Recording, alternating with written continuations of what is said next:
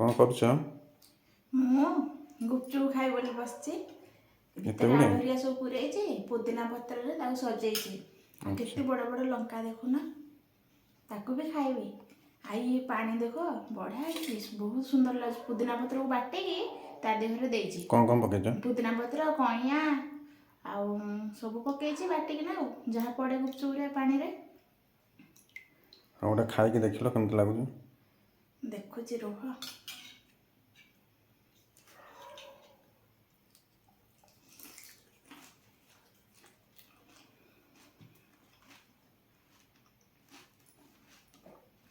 Test ଭଲ ଅଛି?